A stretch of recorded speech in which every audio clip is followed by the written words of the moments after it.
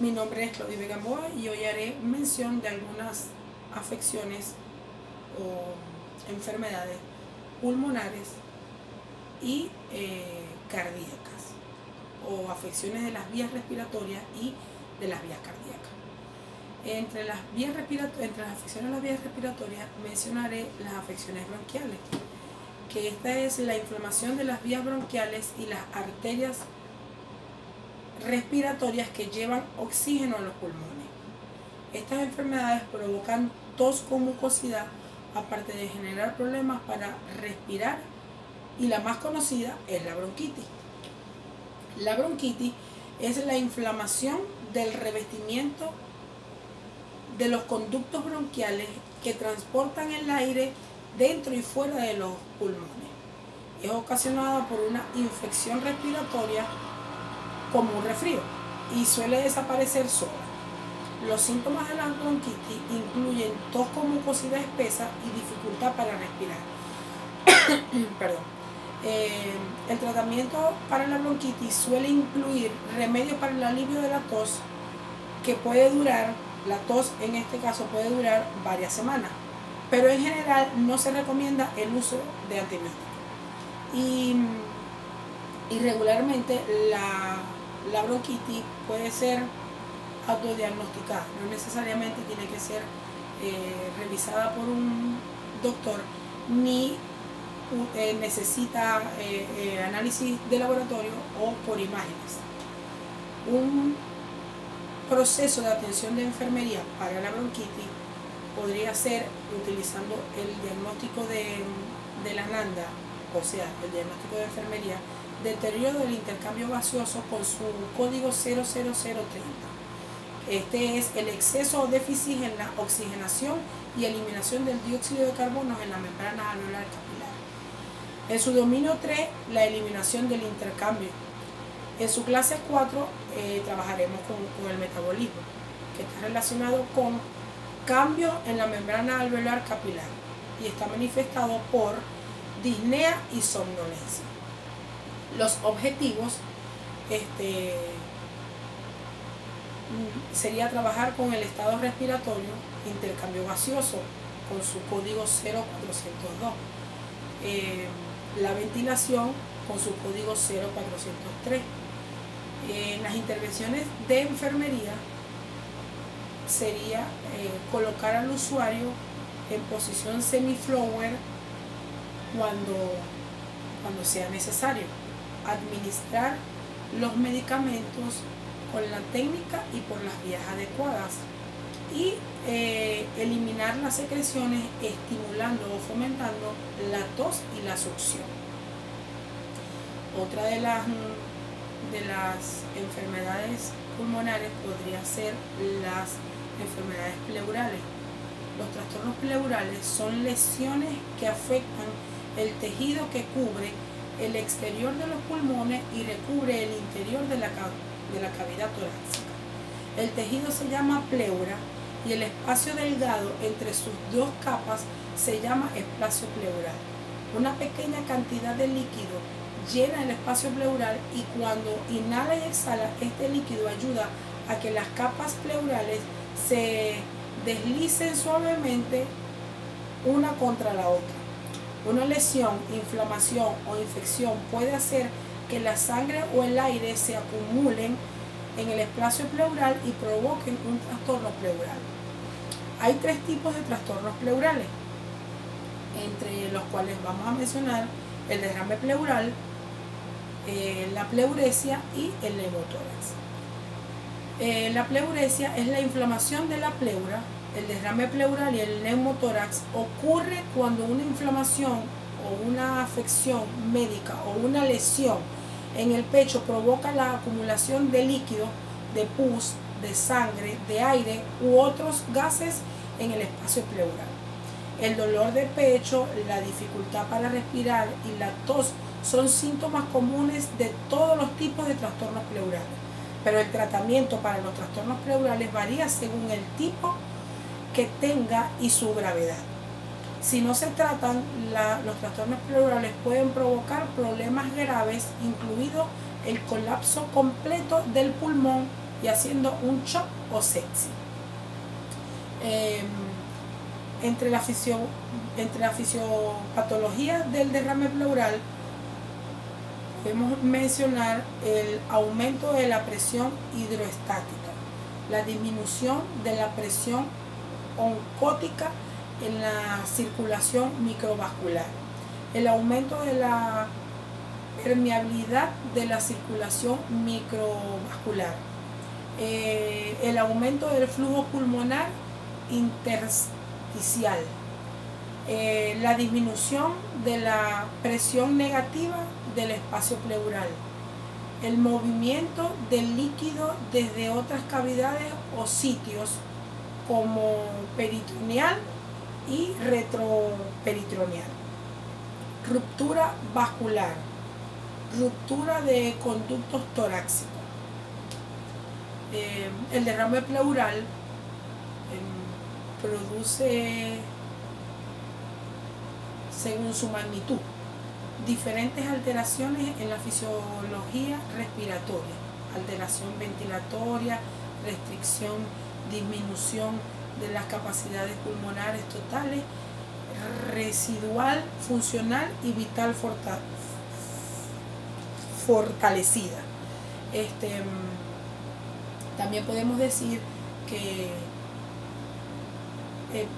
la función empeora según la gravedad del trastorno. Para un proceso de atención de enfermería en el derrame pleural podemos utilizar el deterioro de la movilidad física. Entonces trabajaremos con la limitación del movimiento físico independiente e intencionado del cuerpo de una o más extremidades, relacionado con disminución de la fuerza muscular, manifestado por la limitación de la amplitud de los movimientos. En el NOP utilizaremos el nivel de movilidad indicado por la realización del traslado o ayuda personal. Entre las intervenciones de nosotros las enfermeras podemos mencionar la colaboración con las terapias ocupacionales, físicas o recreacionales. También podemos mencionar ayuda en las actividades físicas regulares, disponer de un entorno seguro para el movimiento continuo del paciente, entre otras. Y otra enfermedad que podemos mencionar es la enfermedad pulmonar. Es cualquier problema en los pulmones que indique que estos trabajan inapropiadamente. Estas enfermedades afectan los conductos que transportan el oxígeno y otros gases dentro y fuera de los pulmones. Por lo regular, causan un estrechamiento u obstrucción de las vías respiratorias y el más común es el asma. El asma es una enfermedad pulmonar crónica de largo plazo. Afecta las vías respiratorias, los conductos que llevan el aire hacia y desde los pulmones. Y cuando uno tiene asma, las vías respiratorias pueden inflamarse y estrecharse. Esto puede causar sibilancias, tos y opresión en el pecho. Cuando estos síntomas son peores que lo habitual, se conoce como un ataque de asma o crisis asmática. El proceso de atención de enfermería que podemos emplear en un paciente con asma es la intolerancia a la actividad, relacionado con desequilibrio entre los aportes y la demanda de oxígeno, manifestado por la disnea de esfuerzo. Y entre las actividades podemos realizar la tolerancia a la actividad con los indicadores de frecuencia, con su código 000502, Entonces, frecuencia cardíaca en la respuesta a las actividades gravemente comprometidas. Conservación de la energía. La adaptación al estilo de vida, al nivel de energía que en el momento se tiene. Y en las intervenciones de las enfermeras, entonces podríamos trabajar con el manejo de energía y utilizando las actividades como la ayuda a identificar las preferencias de las actividades para no agotarnos, ayudar al paciente a programar periodos de descanso, o sea, trabajar y descansar, para de esta manera no agotarnos, determinar las limitaciones físicas del paciente y por último, ayudarlos con sus autocapacidades. Entre otras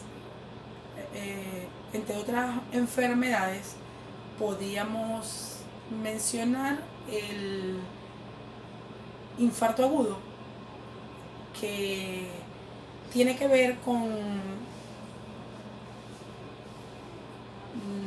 el infarto agudo. Vamos a hablar de la angina de pecho. La angina de pecho se caracteriza por un dolor opresivo en el pecho, y este dolor también puede presentarse en los hombros, los brazos, el cuello, la mandíbula y la espalda. La angina de pecho puede ser estable o inestable. Entre sus cuidados o el proceso de atención de enfermería para una angina de pecho, podemos utilizar nuestro diagnóstico de enfermería patrón respiratorio ineficaz, que este es la inspiración o expiración que no proporciona una ventilación adecuada y está relacionado con la disnea, manifestado por un dolor y en la NOC utilizaremos los signos vitales con su código 0802. Ahí incluiremos el nivel de fatiga, el nivel de malestar, y en el NIC trabajaremos con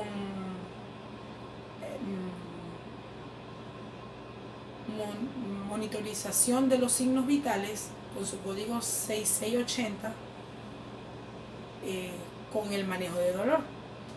Y las actividades que realizaremos será mantener un ambiente tranquilo dentro de la unidad para favorecer el descanso continuo y disminuir la ansiedad en el paciente. Verificar la receta o la orden antes de administrar el fármaco indicado por el médico. Administrar la medicación con la técnica y en las vías adecuadas. Observar los efectos terapéuticos de la medicina en el paciente, o sea, si están o no cumpliendo con lo esperado. Y realizar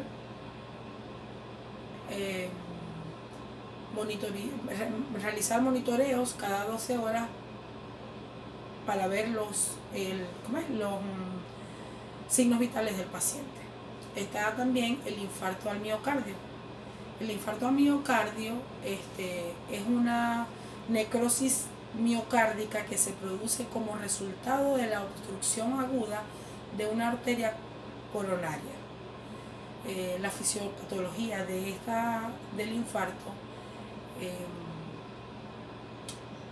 es la elevación del segmento ST que se produce cuando alguna de las arterias coronarias epicárdicas se obstruye completamente, provocando una necrosis del miocardio compatible con isquemia miocárdico, que se acompaña generalmente de dolor torácico, elevación del ST en el registro electrográfico y el aumento de las enzimas sugestivas,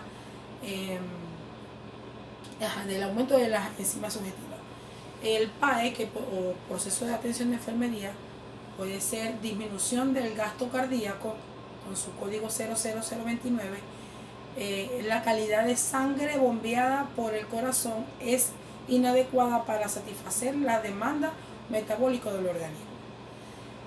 Está manifestado por cambios en el ECG, piel fría y sudoración, relacionado con alteraciones de la contractilidad, y en el NOC, efectos de la bomba cardíaca. Indicadores 04001, 040019, presión sanguínea sistólica y diastólica. La frecuencia cardíaca, percusión tisular cardíaca, y en los indicadores podemos utilizar la frecuencia cardíaca apical y la presión sanguínea sistólica.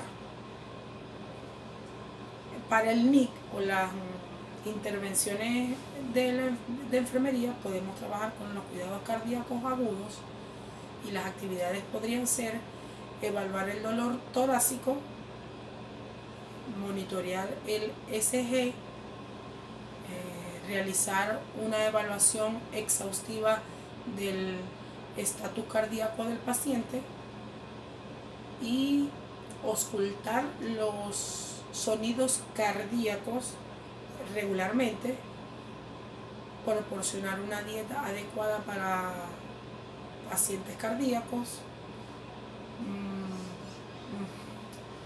monitorear los signos vitales, entre otros. Asimismo podríamos monitorear la presión arterial, pulso, temperatura y estado respiratorio, y el ritmo de las frecuencias cardíacas. Monitorear los ruidos de los pulmones o pulmonares y monitorear el pulso.